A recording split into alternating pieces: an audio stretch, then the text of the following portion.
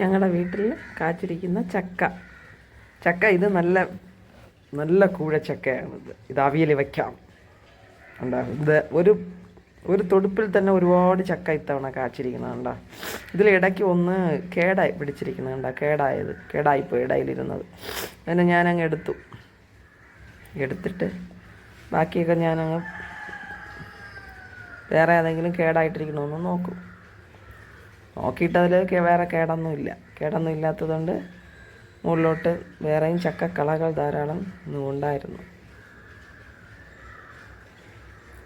അവിടെ നിന്ന് ഞാനിങ്ങനെ മാറി വന്ന്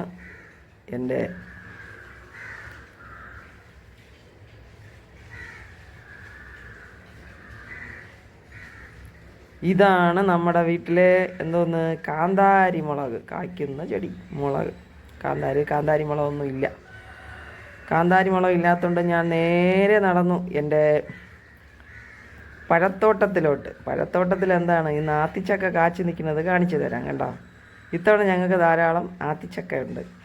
ആത്തിച്ചക്ക കാച്ചി നിൽക്കുന്നത് കണ്ടോ. ഓരോന്നിലും ഓരോരോ കൊമ്പിലും ഓരോ ചക്കകൾ വീതം കാച്ചിരിക്കുകയാണ് ഇത്തവണ. അത് കണ്ടപ്പോൾ വലിയ സന്തോഷമൊക്കെ എനിക്ക് തോന്നി.